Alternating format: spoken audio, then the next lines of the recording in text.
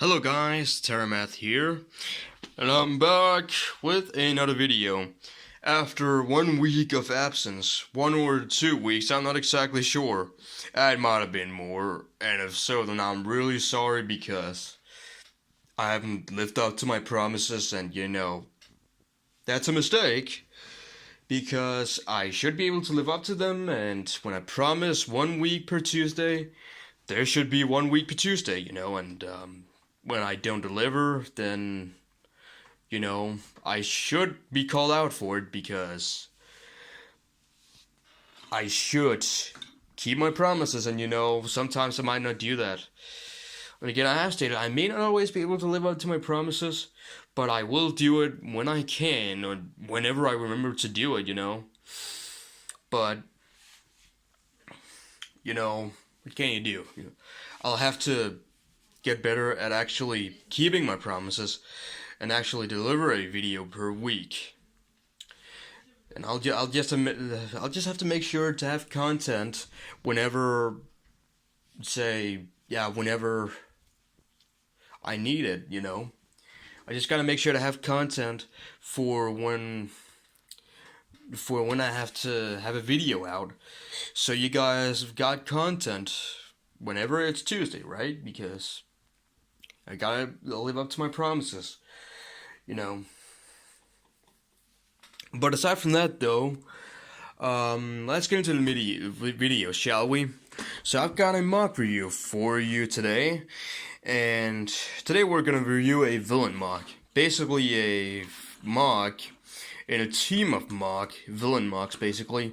The first wave of villains that Makuta Thanax would send in to fight Utoa, basically. In my own,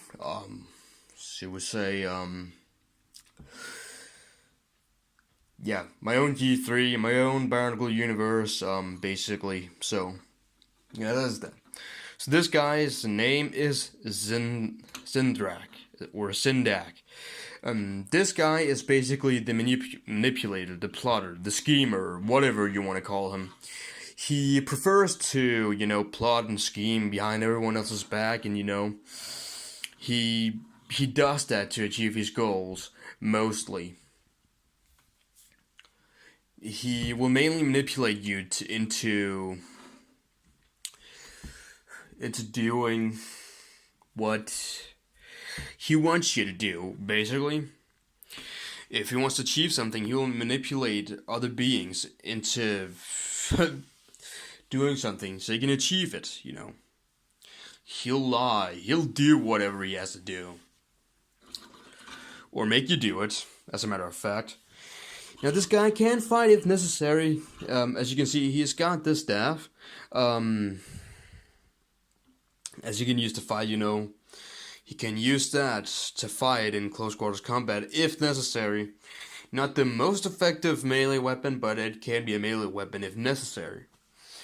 Otherwise, it also does have its uses as a staff. It can shoot fireballs. It can create a firewall in front of him. So it can do some stuff whenever he needs to, but yeah. But he mainly does prefer to manipulate people and make them fight each other instead, And he mainly uses strategy as his weapon, manipulation as his weapon. So that is basically it. His personality, he kind of represents the devil in a way, he is kind of evil, because he actually does enjoy watching conflict, watching people fight each other, people who normally would be fighting side by side. He loves to, he loves it when he has, achieved something, when he has made two allies enemies, He loves when he was behind all that, he made that happen. And he just enjoys watching them fight, So he is basically pure evil in that sense, He has no remorse. He has no sympathy at all. He doesn't care. You know, either he manipulates people for his own amusement, or he does it because he has something he needs to achieve. And he will manipulate beings in order to achieve whatever he needs to achieve. So that is it for his personality, basically. As you can see by his design, you know, it's pretty simple, you know, straightforward. But I think you do get the idea of what he is supposed to be, or what he is based off, like sort of a devilish figure. Like, that is the impression I get when I see this guy, and I'm pretty sure you do too. And as you can see, from the staff to the head, and you know, kind of also the clothing down here, it's kind of supposed to represent a devilish figure. As you can see from that bag, nothing special there, but you know, he is pretty simple in design, you know, nothing too spectacular really. He does have, you know, a few flaws. So that's, for example, with the weapon, you know, it does like move around like this, so like if I can do something about that, I will, because it's not supposed to like to run like this, you know, it's supposed to be completely stuck. It's supposed to, you know, be completely attached to the staff itself. So yeah, but in terms of color scheme though, it's also pretty simple. You know, it's red, a bit of trans orange, and then a bit of black as well. You know, and then some dark red on the back. But that is it. And it's also got some silver armor on his torso. But that is basically it for his color scheme. But I do like it. It's pretty decent. Overall, simple MOC, you know, decent color scheme and decent design. Although a simple design. But, you know, that's it.